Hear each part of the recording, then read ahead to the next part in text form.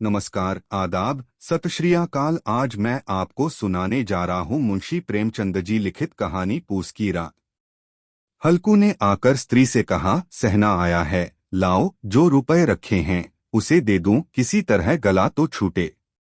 मुन्नी झाड़ू लगा रही थी, पीछे फिरकर बोली, 3 ही तो रुपए हैं, दे दोगे तो कम्मल कहाँ से आवेगा। माघपूस की रात हार में कैसे कटेगी। उससे कह दो फसल पर दे देंगे, अभी नहीं। हल्कू एक क्षण अनिश्चित दशा में खड़ा रहा।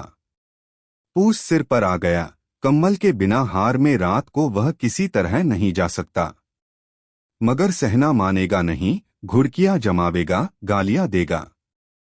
बला से जाड़ों में मरेंगे, बला तो सिर से टल जाएगी। यह सोचता हुआ वह अपना भारी भरकम डील लिए हुए, जो उसके नाम को झूठ सिद्ध करता था, स्त्री के समीप आ गया और खुशामद करके बोला, ला दे, गला तो छूटे। कम्मल के लिए कोई दूसरा उपाय सोचूंगा। मुन्नी उसके पास से दूर हट गई और आंखें तरेरती हुई बोली, कर चुके दूसरा उपाय। जरा सुनूं तो कौन सा उपाय करोगे। कोई खैरात दे देगा कम्मल। न जाने कितनी बाकी है जो किसी तरह चुकने ही नहीं आती। मैं कहती हूं तुम क्यों नहीं खेती छोड़ देते।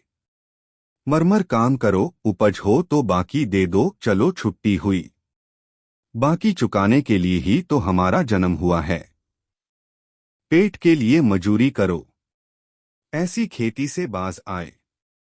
मैं रुपए न दूंगी, न दूंगी। हल्कू उदास होकर बोला, तो क्या गाली खाऊं। मुन्नी ने तड़पकर कहा, गाली क्यों देगा, क्या उसका राज है। मगर यह कहने के साथ ही उसकी तनी हुई भौहें ढीली पड़ गईं। हल्कू के उस वाक्य में जो कठोर सत्य था, वह मानो एक भीषण जंतु की भांति उसे घूर रहा था। उसने जाकर आले पर से रुपए निकाले और लाकर हल्कू के हाथ पर रख दिए। फिर बोली, तुम छोड़ दो अब की से खेती। मजूरी में सुख से एक रोटी तो खाने को मिलेगी, किसी की धौंस तो न रहेगी। अच्छी खेती है, मजूरी करके लाओ, वह भी उसी में झोंक दो, उस पर धौंस। हल्कू ने रुपए लिए और इस तरह बाहर चला मानो अपना हृदय निकालकर देने जा रहा हो। उसने मजूरी से एक एक पैसा काटक पटकर 3 रुपए कम्मल के लिए जमा किए थे। वह आज निकले जा रहे थे। एक एक पग के साथ उसका मस्तक अपनी दीनता के भार से दबा जा रहा था। पूस की अंधेरी रात, आकाश पर तारे भी ठिठुरते हुए मालूम होते थे। हल्कू अपने खेत के किनारे ऊख के पतों की एक छतरी के नीचे बांस के खटोले पर अपनी पुरानी गाढ़े की चादर ओढ़े पड़ा कांप रहा था। खाट के नीचे उसका संगी कुत्ता जबरा पेट में मुंह डाले सर्दी से कूकू कर रहा था। 2 में से एक को भी नींद न आती थी। हल्कू ने घुटनियों को गर्दन में चिपकाते हुए कहा, क्यों जबरा, जाड़ा लगता है। कहता तो था, घर में पुआल पर लेट रह, तो यहाँ क्या लेने आए थे। अब खाओ ठंड, मैं क्या करूं। जानते थे मैं यहाँ हलवा पूरी खाने आ रहा हूँ, दौड़े दौड़े आगे आगे चले आए। अब रो नानी के नाम को। जबरा ने पड़े पड़े दुम हिलाई और अपनी कूकू को दीर्घ बनाता हुआ एक बार जम्हाई लेकर चुप हो गया। उसकी श्वान बुद्धि ने शायद ताड़ लिया, स्वामी को मेरी कूकू से नींद नहीं आ रही है। हल्कू ने हाथ निकालकर जबरा की ठंडी पीठ सहलाते हुए कहा, कल से मत आना मेरे साथ, नहीं तो ठंडे हो जाओगे। यह रांड पछुआ न जाने कहां से बर्फ लिए आ रही है। उठूं फिर एक चिलम भरूं, किसी तरह रात तो कटे। 8 चिलम तो पी चुका। यह खेती का मजा है। और एक एक भगवान ऐसे पड़े हैं जिनके पास जाड़ा जाए तो गर्मी से घबराकर भागे। मोटे मोटे गद्दे, लिहाफ कम्मल। मजाल है जाड़े का गुजर हो जाए। तकदीर की खूबी, मजूरी हम करें, मजा दूसरे लूटें। हल्कू उठा, गड्ढे में से जरासी आग निकालकर चिलम भरी। जबरा भी उठ बैठा। हल्कू ने चिलम पीते हुए कहा, पिएगा चिलम, जाड़ा तो क्या जाता है, जरा मन बदल जाता है। जबरा ने उसके मुंह की ओर प्रेम से छलकती हुई आंखों से देखा। हल्कू, आज और जाड़ा खा ले। कल से मैं यहां पुआल बिछा दूंगा, उसी में घुसकर बैठना, तब जाड़ा न लगेगा। जबरा ने अपने पंजे उसकी घुटनियों पर रख दिए और उसके मुंह के पास अपना मुंह ले गया। हल्कू को उसकी गर्म सांस लगी। चिलम पीकर हल्कू फिर लेटा और निश्चय करके लेटा कि चाहे कुछ हो अब की सो जाऊंगा, पर एक ही क्षण में उसके हृदय में कंपन होने लगा। कभी इस करवट लेटता, कभी उस करवट पर जाड़ा किसी पिशाच की भांति उसकी छाती को दबाए हुए था। जब किसी तरह न रहा गया तो उसने जबरा को धीरे से उठाया और उसक सिर को थपथपाकर उसे अपनी गोद में सुला लिया। कुत्ते की देह से जाने कैसी दुर्गंध आ रही थी, पर वह उसे अपनी गोद में चिपटाए हुए ऐसे सुख का अनुभव कर रहा था जो इधर महीनों से उसे न मिला था। जबरा शायद यह समझ रहा था कि स्वर्ग यही है, और हल्कू की पवित्र आत्मा में तो उस कुत्ते के प्रति घृणा की गंध तक न थी। अपने किसी अभिन्न मित्र या भाई को भी वह इतनी ही तत्परता से गले लगाता। वह अपनी दीनता से आहत न था जिसने आज उसे इस दशा को पहुंचा दिया। नहीं, इस अनोखी मैत्री ने जैसे उसकी आत्मा के सब द्वार खोल दिए थे और उनका एक एक अणु प्रकाश से चमक रहा था। सहसा जबरा ने किसी जानवर की आहट पाई। इस विशेष आत्मीयता ने उसमें एक नई स्फूर्ति पैदा कर दी थी जो हवा के ठंडे झोंकों को तुच्छ समझती थी। वह झपटकर उठा और छपरी से बाहर आकर भूखने लगा। हल्कू ने उसे कई बार चुमकार कर बुलाया, पर वह उसके पास न आया। हार में चारों तरफ दौड़ दौड़ कर भूखता रहा। एक क्षण के लिए आ भी जाता तो तुरंत ही फिर दौड़ता। कर्तव्य उसके हृदय में अरमान की भांति ही उछल रहा था। 1 घंटा और गुजर गया। रात ने शीत को हवा से धधकाना शुरू किया। हल्कू उठ बैठा और दोनों घुटनों को छाती से मिलाकर सिर को उसमें छिपा लिया, फिर भी ठंड कम न हुई। ऐसा जान पड़ता था सारा रक्त जम गया है, धमनियों में रक्त की जगह हिम बह रहा है। उसने झुककर आकाश की ओर देखा, अभी कितनी रात बाकी है।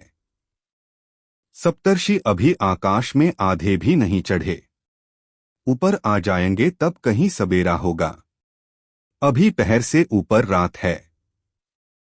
हल्कू के खेत से कोई एक गोली के टप्पे पर आमों का एक बाग था। पतझड़ शुरू हो गई थी। बाग में पत्तियों को ढेर लगा हुआ था। हल्कू ने सोचा, चलकर पत्तियां बटोरूं और उन्हें जलाकर खूब तापूं। रात को कोई मुझे पत्तियां बटोरते देख तो समझे कोई भूत है।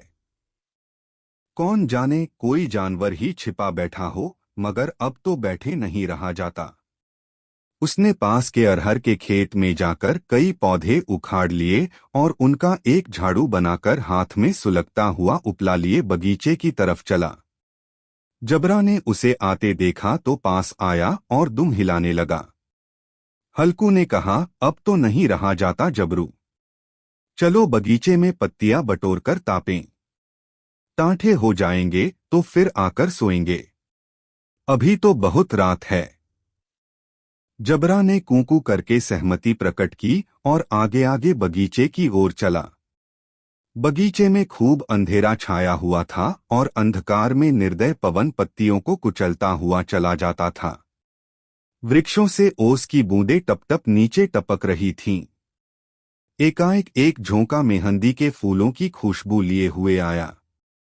हल्कू ने कहा, कैसी अच्छी महक आई जबरू, तुम्हारी नाक में भी तो सुगंध आ रही है। जबरा को कहीं जमीन पर एक हड्डी पड़ी मिल गई थी, उसे चिंचोड़ रहा था। हल्कू ने आग जमीन पर रख दी और पत्तियां बटोरने लगा। जरा देर में पत्तियों का ढेर लग गया। हाथ ठिठुरे जाते थे, नंगे पांव गले जाते थे और वह पत्तियों का पहाड़ खड़ा कर रहा था। इसी अलाव में वह ठंड को जलाकर भस्म कर देगा। थोड़ी देर में अलाव जल उठा। उसकी लौ ऊपर वाले वृक्ष की पत्तियों को छू छू कर भागने लगी। उस अस्थिर प्रकाश में बगीचे के विशाल वृक्ष ऐसे मालूम होते थे मानो उस अथाह अंधकार को अपने सिरों पर संभाले हुए हो। अंधकार के उस अनंत सागर में यह प्रकाश एक नौका के समान हिलता मचलता हुआ जान पड़ता था। हल्कू अलाव के सामने बैठा आग ताप रहा था। एक क्षण में उसने दोहर उताकर बगल में दबा ली, दोनों पांव फैला दिए मानो ठंड को ललकार रहा हो, तेरे जी में जो आए सो कर। ठंड की असीम शक्ति पर विजय पाकर वह विजयगर्व को हृदय में छिपा न सकता था। उसने जबरा से कहा, क्यों जब्बर, अब ठंड नहीं लग रही है? जब्बर ने कूकू करके मानो कहा, अब क्या ठंड लगती ही रहेगी? पहले से यह उपाय न सूझा, नहीं इतनी ठंड क्यों खाते? जब्बर ने पूंछ हिलाई। अच्छा आओ इस अलाव को कूदकर पार करें, देखें कौन निकल जाता है। अगर जल गए बच्चा तो मैं दवा न करूंगा। जब्बर ने उस अग्निराशि की ओर कातर नेत्रों से देखा। मुन्नी से कल न कह देना, नहीं तो लड़ाई करेगी। यह कहता हुआ वह उछला और उस अलाव के ऊपर से साफ निकल गया। पैरों में जरा लपट लगी पर वह कोई बात न थी। जबरा आग के गिर्द घूमकर उसके पास आ खड़ा हुआ। हल्कू ने कहा, चलो चलो इसकी सही नहीं, ऊपर से कूद कर आओ। वह फिर कूदा और अलाव के इस पार आ गया। पत्तियां जल चुकी थीं। बगीचे में फिर अंधेरा छा गया था। राख के नीचे कुछ कुछ आग बाकी थी जो हवा का झोंका आ जाने पर जरा जाग उठती थी, पर एक क्षण में फिर आंखें बंद कर लेती थी। हल्कू ने फिर चादर ओढ़ ली और गर्म राख के पास बैठा हुआ एक गीत गुनगुनाने लगा। उसके बदन में गर्मी आ गई थी, पर ज्यों-ज्यों शीत बढ़ती जाती थी उसे आलस्य दबाए लेता था। जबरा जोर से भूखकर खेत की ओर भागा। हल्कू को ऐसा मालूम हुआ कि जानवरों का एक झुंड खेत में आया है। शायद नीलगायों का झुंड था। उनके कूदने दौड़ने की आवाजें साफ कान में आ रही थी। फिर ऐसा मालूम हुआ कि खेत में चर रही हैं। उनके चबाने की आवाज चरचर सुनाई देने लगी। उसने दिल में कहा, नहीं, जबरा के होते कोई जानवर खेत में नहीं आ सकता। नोच ही डाले, मुझे भ्रम हो रहा है।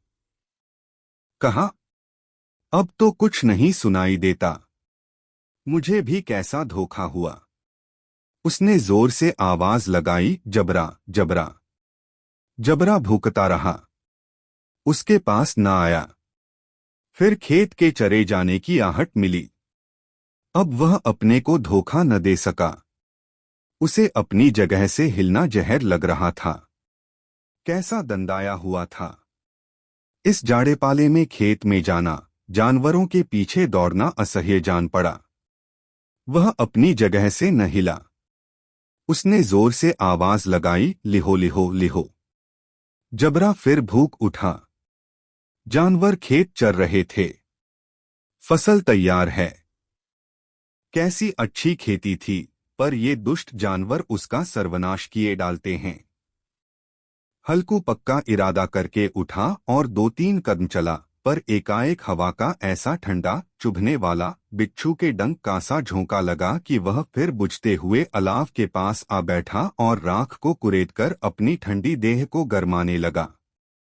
जबरा अपना गला फाड़ डालता था, नीलगायें खेत का सफाया किए डालती थीं और हल्कू गर्म राख के पास शांत बैठा हुआ था। अकर्मण्यता ने रस्सियों की भांति उसे चारों तरफ से जकड़ रखा था। उसी राख के पास गर्म जमीन पर वह चादर ओढ़ कर सो गया।